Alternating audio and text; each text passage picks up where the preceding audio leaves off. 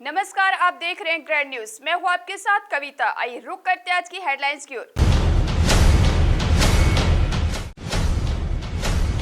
कोटा के अंधे कत्ल का खुलासा, पत्नी और ससुर ने मिलकर की थी हत्या। घटना में पर्दा डाले पटरी पर डाल दी थी लाश।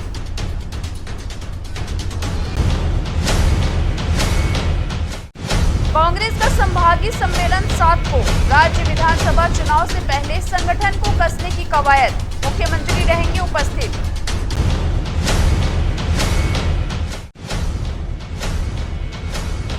और नौतपा ने जाते जाते दिखाए अपने तेवर, धूप से बचने लोगों ने लिया शीतल पेय पदार्थ का सहारा। बिलासपुर की महत्वपूर्ण खबरों एवं गतिविधियों को जानने के लिए हमारे ग्रैंड न्यूज चैनल के यूट्यूब व फेसबुक को सब्सक्राइब, लाइक, फॉलो, शेयर जरूर करें। और अब खबरों को देंगे विस्तार। अखिल भारतीय कांग्रेस कमेटी के निर्देश पर छत्तीसगढ़ में संभाग के कांग्रेस पदाधिकारियों की बैठक 7 जून को बिलासपुर में हो रही है, जिसमें मंत्री, सांसद, विधायक, कांग्रेस कमेटी के पदाधिकारी, निगम मंडलों के अध्यक्ष, नगरीय निकाय के पदाधिकारी राज्य विधानसभा चुनाव को लेकर मंथन करेंगे। इस मौके पर छत्तीसगढ़ की प्रदेश प्रभारी कुमारी शैलजा सप्तगिरी, मुख्यमंत्री भूपेश बघेल, प्रदेश अध्यक्ष कांग्रेस कमेटी के अध्यक्ष मोहन मरकाम, मंत्री जयसिंह अग्रवाल तथा उमेश पटेल भी उपस्थित रहेंगे। इस सम्मेलन में लगभग 700 डेलीगेट्स कांग्रेस फिर से सत्ता में कैसे आए, इसे लेकर दिन भर विचार मंथन होगा। इस संभागीय बैठक को होने वाले राज्य विधानसभा चुनाव की दृष्टि से महत्वपूर्ण माना जा रहा है। आत्मानंद स्कूलों का बेहतर रिजल्ट के बाद खेल में भी उत्कृष्ट प्रदर्शन रहा है। इसमें भी बेटियां बाजी मार रही हैं। जिला राज्य के बाद अब नेशनल में स्कूल एवं राज्य का नाम रोशन कर रही हैं। शेख गफ्फार आत्मानंद स्कूल की छात्रा सौम्या रात्रे ने पढ़ाई के साथ खेल में स्कूल का नाम रोशन किया है। क्रिकेट में फास्ट बॉलर के रूप में प्रथम स्थान प्राप्त किया है। उसका चयन राष्ट्रीय क्रिकेट प्रतियोगिता के लिए हुआ है, जिसका आयोजन गोवा में होगा। सौम्या ने कई खिताब अपने नाम किए हैं और लगातार राज्य का नाम रोशन कर रही है। उसका सपना है ओलंपिक में अपना नाम रोशन करे। मेरा नाम सौम्या रात्रे है और मैं Swami Atmanand Sheikh Gaffar English medium school में पढ़ती हूँ। मैं कक्षा 9वीं में पढ़ती हूँ। आप कौन सा खेल खेलते हैं? क्रिकेट। कब से खेल रहे हैं? ये 2022 से क्या क्या खेल खेल चुके हैं आप? कौन कौन सा स्थान रहा उसमें? CSCS अंडर 15 बोर्ड, फिर उसके बाद स्टेट, फिर नेशनल स्कूल्स वाला। कौन सा स्थान रहा है आपका खेल में? पहला। और आगे आप कौन सा खेल होना है? क्रिकेट। कहाँ होगा? फिर गोवा में। और आगे क्या चाहते हैं आप? क्या बनना चाहते हैं? International women's cricketer. और छत्तीसगढ़ और देश के लिए क्या करना चाहते हैं? मैं छत्तीसगढ़ को पहले रखना चाहती हूँ और उसके लिए अच्छा करना चाहती हूँ। अपने उम्र के बच्चों के लिए कुछ संदेश देंगे आप? कि मेहनत करना चाहिए। अगर आप प्रैक्टिस वो करते हो तो आप उसमें सफल ज़रूर होंगे। पढ़ाई के साथ साथ खेल के बीच तालमेल का बेहतर प्रदर्शन ही है कि अभिभावक भी उसका पूरा सहयोग कर रहे हैं। सौम्या के पिता ने बताया वह पढ़ाई में 100% देती है। पूरे मन से पढ़ाई का ही परिणाम है, रिजल्ट में अंकों के रूप में दिखाई देती है। पिता का कहना है कि उसका सपना है कि बेटी देश के लिए मेडल लाए। CSS से अभी 2022 और 23 में रांची गई थी, वहाँ खेल के आई है और अच्छा इम्प्रूवमेंट बताई थी, अच्छी खेल की थी। और नेशनल गेम में इसका स्कूल, इंटरनेशनल स्कूल में इसका नाम सिलेक्शन हुआ 2023 में और नेशनल स्कूल में गेम में विजेता भी रही है। ये चाहती है आगे के लिए, भारत के लिए, वुमेन्स के लिए अच्छे से इसमें स्थान प्राप्त करें। छात्राएं हर क्षेत्र में अपना परचम फहरा रही है, चाहे वो खेल हो चाहे पढ़ाई हो।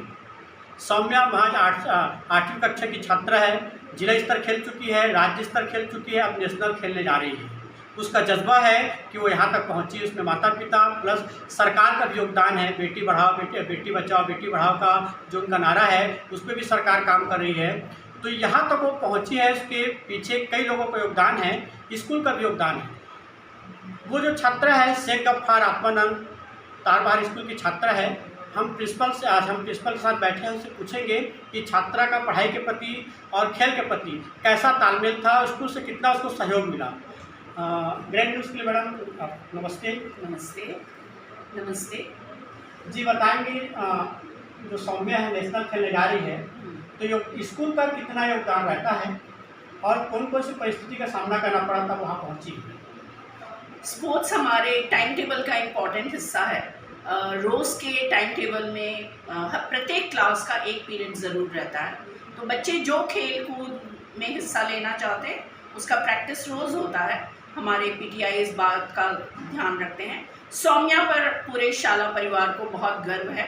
लगातार वो आगे बढ़ते जा रही है और अब नेशनल में उसका चयन होने वाला है, तो उसे शाला परिवार की ओर से बहुत बधाइयाँ और शुभकामनाएँ। जैसे कि सौम्या बता रही थी कि एक खेल प्रतियोगिता के दौरान उसकी परीक्षा थी, वो परीक्षा में तो नहीं बैठ पाई, तो क्या व्यवस्था आप लोग उसके लिए वैकल्पिक व्यवस्था किए थे? हाँ, वो एनुअल एग्ज़ाम में नहीं थी, उसके पिताजी ने हमें आवेदन दिया था और हम लोगों ने उसे परमिशन दिया एग्ज़ाम में बैठने के लिए। उसके लिए अलग से परीक्षा आयोजित की गई थी प्रत्येक विषय की। पढ़ाई में भी अच्छी है, अच्छे नंबरों से पास होती है। जी, जैसे मैडम ने कहा कि स्कूल से उसको पूरा सहयोग मिला है और सरकार भी पूरा सहयोग कर रही है। हम भी चाहते हैं कि बेटी आगे बढ़े, देश और छत्तीसगढ़ का नाम रोशन करे। ग्रेट न्यूज़ के लिए शत्रुघ्न चौधरी की रिपोर्ट।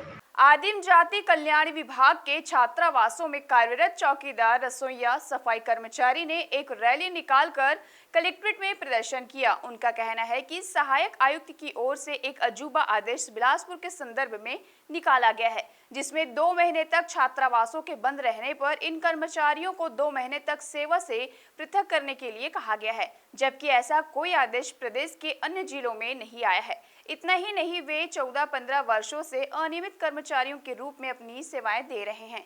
इसके बावजूद उन्हें नियमित नहीं किया जा रहा है। उन कर्मचारियों के छोटे छोटे बच्चे भी हैं और नौकरी पर तलवार लटकते जा रही है, जिससे वे परेशान हैं और कलेक्टर से उन्हें सेवा से बैठाया जाना के आदेश पर रोक लगाने का आग्रह कर रहे हैं। 15-16 साल से काम कर रहे हैं शासन के आदेश, लेकिन हमें 2 महीने के लिए जानबूझकर बैठाए जा रहे हैं। हमारे ही जिले में दूसरे जिले में नहीं बैठाया जा रहा है। बाकायदा शासन की तरफ से कोई नियम है तो हमें बताएं। हमारे भी छोटे छोटे बच्चे परिवार है, कहाँ जाएंगे? 1.5 साल से लगातार कर रहे हैं काम और हमारी मांग है दैनिक वेतन वो भी जो कर्मचारी हमारे 15-16 साल से काम कर रहे हैं उनको आकस्मिक वेतन परिवर्तन करके जिले में ड्यूटी दिया जाता है। बस बिलासपुर जिले में ऐसा होता है कि हमको 2 महीने के लिए बैठा दिया जाता है, प्लस वेतन भी नहीं मिलता है और ऐसा ऊपर से कोई आदेश नहीं आता है। हमारे पास लेटर कोई जारी नहीं होता है कि हमको बैठा दिया। ऐसा हमको भी लगता है सर, क्योंकि बाहर से तो कोई आदेश का कागज़ नहीं आती हमारे पास। हमको लिखित में कोई कागज़ नहीं दिया जाता है कि आपको बैठना है 2 महीना करके। हमको ये बोला जाता है कि आपके हॉस्टल में बच्चे नहीं हैं तो आप लोग ड्यूटी मत करिए, 2 महीना बैठ जाइए। उचित मूल्य के दुकानों में गड़बड़ी रोकने के उद्देश्य से खाद्य विभाग की ओर से जिले भर के राशन दुकानदारों की डिजिटल तौल मशीन का सत्यापन किया जाता है। इसी कड़ी में जिला सहकारी बैंक में 2 दिवसीय तौल मशीन का सत्यापन कार्य खाद्य विभाग द्वारा नापतौल विभाग की ओर से किया जा रहा है। इसके साथ ही राशन कार्ड धारियों के राशन कार्ड सुधार के भी कार्य किए जा रहे हैं। बताया जा रहा है कि 1 जून को पहले दिन वार्ड क्रमांक 1 से लेकर वार्ड क्रमांक 35 में संचालित होने वाले राशन दुकानदारों का सत्यापन किया गया, जबकि 2 जून को वार्ड क्रमांक 36 से लेकर 70 तक संचालित होने वाले राशन दुकानदारों का सत्यापन किया जाएगा। जिला खाद्य नियंत्रक अनुराग सिंह भदौरिया ने जानकारी देते हुए बताया कि शासन के निर्देशानुसार हर वर्ष डिजिटल तौल मशीन का स्टैंपिंग करवाना पड़ता है। इसमें सरकारी बाट से तौल मिलाकर वजन की पड़ताल की जाती है। इस प्रक्रिया के बाद दुकानदारों को प्रमाण पत्र देने के साथ तौल मशीन में सील व स्टिकर लगाया जाता है, जिसकी पड़ताल संबंधित राशन दुकानों में निरीक्षण व जांच के दौरान की जाती है। इसके बाद आगामी दिन से तखतपुर, मस्तूरी, कोटा और बेलतरा अंतर्गत कैंप लगाकर सत्यापन किया जाएगा। इसके अलावा लाखों हितग्राहियों के कार्ड में हुए गड़बड़ियों को सुधारने, सदस्यों के नाम जोड़ने, काटने सहित अन्य कार्य किए जाएंगे। जैसे वेट मशीन का ई-पॉस मशीन के साथ इंटीग्रेशन का काम हो चुका है, तो उसकी नापतौल विभाग के द्वारा उसका कैलिब्रेशन करवा के उसकी स्टैंपिंग का काम कर रहे हैं। ये साल में एक बार होता है और जितनी भी राशन दुकानें हैं सारी की सारी दुकानों में ये वेट मशीन स्टैंपिंग, कैलिब्रेशन और इंटीग्रेशन का काम चल रहा है। इसके साथ में वर्तमान में आधार सत्यापन का काम कर रहा है। जो राशन कार्डों में आधार सीडेड हुआ है उनमें जैसे किसी के नाम की त्रुटि, जेंडर की त्रुटि या आयु की त्रुटि या कोई ऐसी पते की त्रुटि या कोई ऐसी अन्य त्रुटियां हैं, तो उनमें से हर हितग्राही का वो त्रुटियों को सुधार किया जा रहा है। ये भी हमारे ज़िले में सभी दुकानों में किया जा रहा है। सरकंडा क्षेत्र के बंधुआपारा स्थित देसी शराब दुकान का नारी शक्ति टीम एवं मोहल्ले वासियों द्वारा लगातार विरोध किया जा रहा है और समय समय पर धरना प्रदर्शन व ज्ञापनबाजी किया गया, परंतु प्रशासन द्वारा 31 मार्च की तिथि गुजरने के बाद भी भट्टी वहां से नहीं हटी है। इस बात से नाराज मोहल्ले वासियों ने नारी शक्ति टीम के अगुवाई में नूतन चौक मुख्य मार्ग पर लगभग 1 घंटे तक चक्का जाम कर दिया, जिसके चलते मुख्य मार्ग के दोनों ओर सैकड़ों वाहनों की कतार लग गई। चक्का जाम की सूचना मिलते ही सरकंडा पुलिस एवं अतिरिक्त तहसीलदार कृष्ण कुमार जायसवाल मौके पर पहुंचे, जिनकी समझाइश एवं लिखित आश्वासन के बाद चक्का जाम आंदोलन वापस लिया गया। प्रशासन की ओर से लिखित आश्वासन दिया गया है कि माह भर के भीतर बंधुआपारा भट्टी को सीपत क्षेत्र में शिफ्ट कर दिया जाएगा।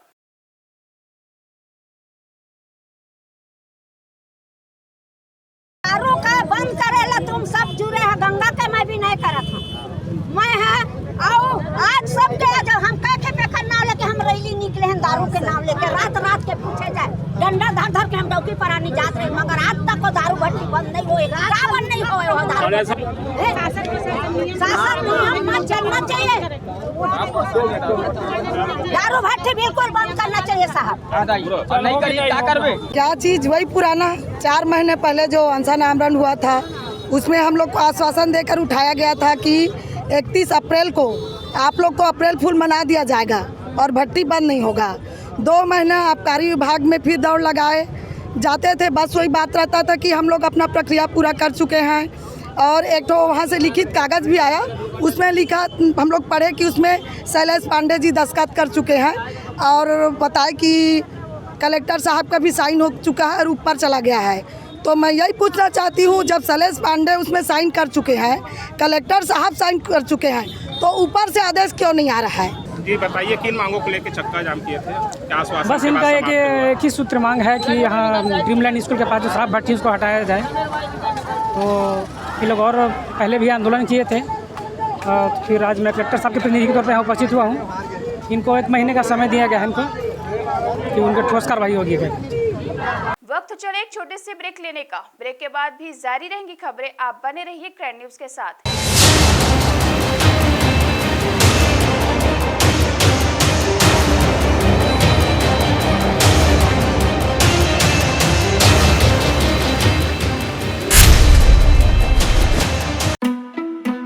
जिंदगी है तो उम्मीदें हैं, और जब उम्मीदें रंग लाती हैं तो एक छोटू सा कपड़ा डोरी पे टंग जाता है।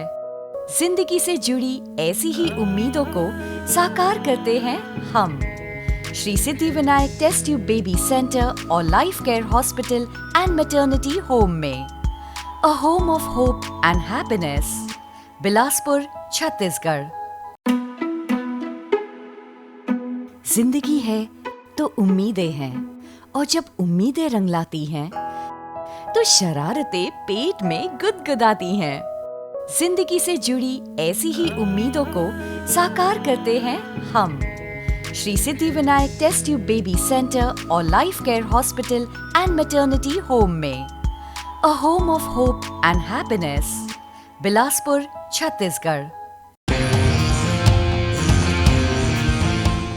मंजिलें हों चाहे जितने, पर राह सबकी एक। Doctor CV Raman university, Kargi road, Kota, Bilaspur.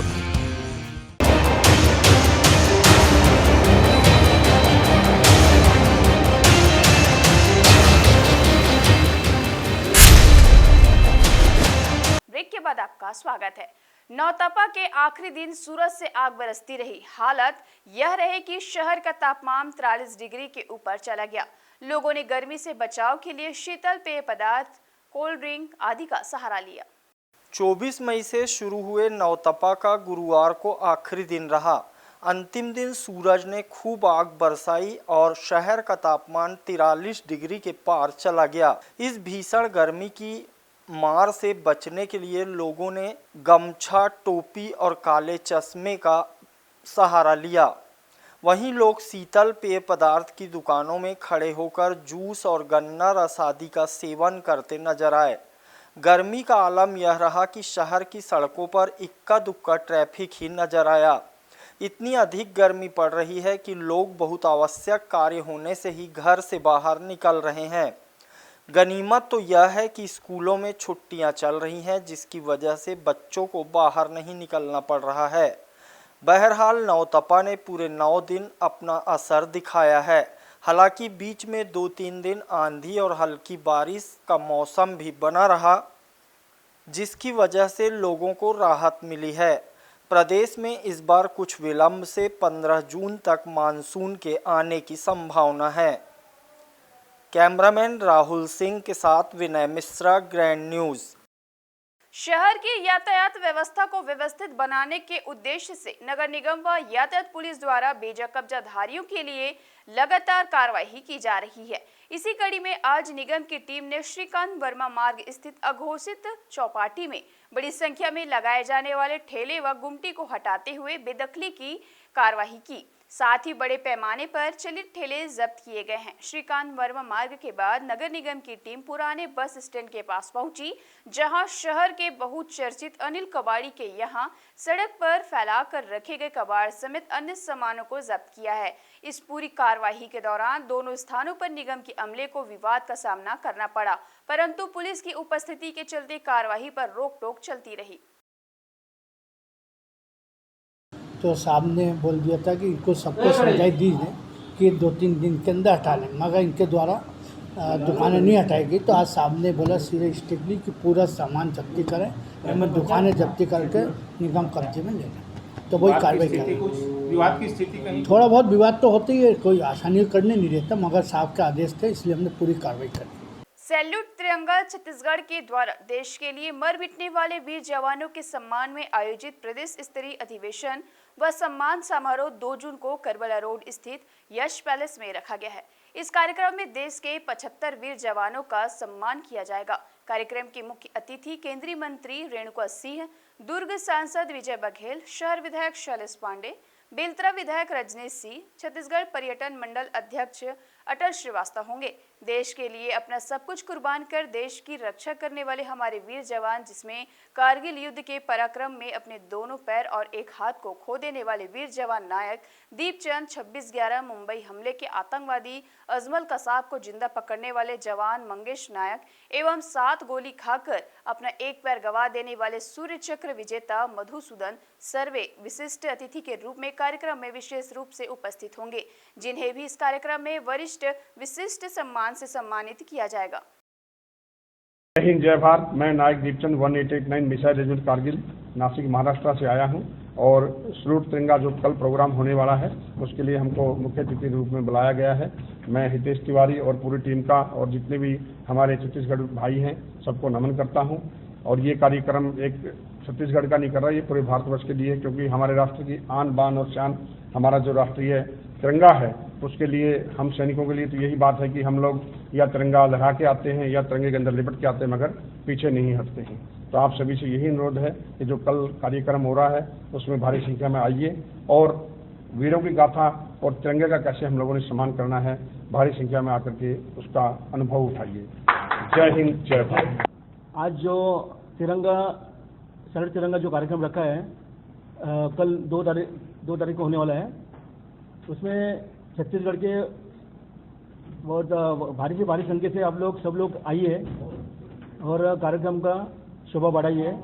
27 मई की सुबह कोटा थाना क्षेत्र के ग्राम कलमीटार स्टेशन की पटरियों में मिले लाश की गुत्थी सुलझाते हुए पुलिस ने मृतक के हत्यारे, उसके ससुर, पत्नी तथा 3 अन्य लोगों के समेत 5 आरोपियों को गिरफ्तार किया है। पारिवारिक अंतरकलह के चलते परिजनों ने ही युवक के सिर पर पत्थर से हमला कर उसकी हत्या कर दी थी। इस अंधे कत्ल की गुत्थी का खुलासा करते हुए अतिरिक्त पुलिस अधीक्षक ग्रामीण राहुल देव शर्मा ने बिलासागुड़ी में बताया कि 27 मई को कलमीटार स्टेशन में अज्ञात युवक की लाश मिली थी, जिसके सिर पर चोट के निशान थे। इस मामले में अज्ञात मृतक की हत्या का अपराध पंजीबद्ध कर मामले को विवेचना में लिया गया था और जांच पड़ताल में जुटी पुलिस को मृतक की जेब से एक मोबाइल नंबर हाथ लगा, जिससे अहम सुराग मिले। जो नंबर मंगला चौक स्थित एक होटल संचालक का निकला। जहां पहुंची पुलिस ने सीसीटीवी कैमरा फुटेज खंगाला तो मृतक की शिनाख्त सरकंडा डबरी पारा में रहने वाले योगेश्वर सिंगरोल के रूप में की गई। साथ ही मृतक की पत्नी दुर्गा सिंगरोल उसी होटल में कार्यरत मिली। शिनाख्त के बाद पुलिस ने मृतक की पत्नी दुर्गा को हिरासत में लेकर पूछताछ की तो उसने बताया कि वह अपने पति से अलग रह रही थी और आए दिन होटल आकर विवाद करने की वजह से उसने अपने पिता के साथ मिलकर उसकी हत्या का प्लान तैयार किया। 27 मई की सुबह एक लाश कोटा के कलमीटा रेलवे फाटक के पास मिली थी और प्रथम दृष्टया सर में चोट लगी थी, तो इसका हत्या का मामला की तरह ही इसकी जो विवेचना की जा रही थी। जब इसकी पत्नी से पूछताछ की है तो इसकी पत्नी ने स्वीकारा किया है सीसीटीवी वाला आदमी जो है मेरा पति है और पिछले 3 साल से हम लोग अलग रह रहे हैं, हम लोग का कोर्ट केस भी चल रहा है करके। और घटना दिनांक को थोड़ा सा और हिकमत अमली से पूछताछ किए तो बताया कि घटना दिनांक को भी ये मेरे से झगड़ा करता था और पैसा छीन के ले जा रहा था। तो इसी संदर्भ में मैं अपने पिताजी को बुला ली थी। पिताजी भी अपने 3 अन्य साथियों को साथ लेके आ गया था और वहीं पर ही इसके जो रूम है जहाँ रहती है वहाँ पे इसको झापड़ से मारा और फिर इसको बैठाल के मोक्ष तखतपुर में एक गांव है, तखतपुर थाना क्षेत्र में, वहाँ ले गया और वहाँ भी इसको पीटा था। मृतक की पत्नी दुर्गा के कथन उपरांत SECU तथा कोटा थाना की संयुक्त टीम ने इस वारदात में शामिल मृतक के ससुर ग्राम मोक्ष निवासी राम अवतार एवं उसके साथी विनोद लखन साहू व राम लोनिया को गिरफ्तार कर लिया गया है। बताया जाता है कि आरोपियों ने हत्या के बाद इसे दुर्घटना का रूप देने के लिए लाश को पटरी पर रख दिया था ताकि ट्रेन की चपेट में आने से लाश छत-विक्षत हो जाए और हत्या का मामला अनसुलझा रह जाए। परंतु ट्रेन चालक ने सामने लाश को देखते ही गाड़ी रोक दी और इसकी जानकारी पुलिस तक पहुंची, जिसके चलते आरोपियों के मंसूबे धरे रह गए। कैमरामैन राकेश मिश्रा के साथ विनोद सिंह, ग्रैंड न्यूज बिलासपुर। केंद्रीय खाद्य एवं उपभोक्ता मामलों के मंत्री मध्य प्रदेश के अमरकंटक प्रवास के बाद गुरुवार को न्यायधानी बिलासपुर पहुंचे। यहां भाजपा नेताओं ने छत्तीसगढ़ भवन में उनका भव्य स्वागत किया। स्वागत सत्कार के बाद गुरुवार की शाम केंद्रीय मंत्री ने पत्रकारों से बातचीत की। ACCL गेस्ट हाउस में पत्रकारों से चर्चा करते हुए उन्होंने कहा कि छत्तीसगढ़ की कांग्रेस सरकार घोटालों की सरकार है। वर्तमान में सरकार ने 2000 करोड़ से भी अधिक का शराब घोटाला किया है। उन्होंने कहा कि केंद्र की भाजपा सरकार ने 9 वर्षों में लोगों का जीवन स्तर उठाने का काम किया है। केंद्र की मोदी सरकार गरीबों और वंचित वर्ग के लोगों को न्याय देने का काम कर रही है।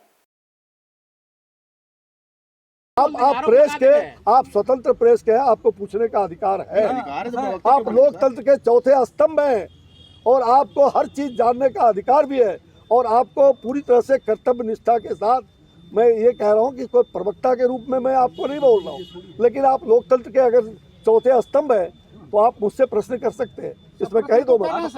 लेकिन मैंने सवाल कह दिया कि ये आरोप लगे हैं, इसकी जांच भी होगी और निश्चित रूप में इसकी जांच भी कई जांचें चल रही हैं, तो मैंने बता दिया आपको। तो ये थी हमारी ग्रैंड न्यूज की तमाम खबरें। अगले बुलेटिन में आपसे फिर होगी मुलाकात। तब तक के लिए पूरी टीम के साथ कविता को दीजिए इजाजत। नमस्कार।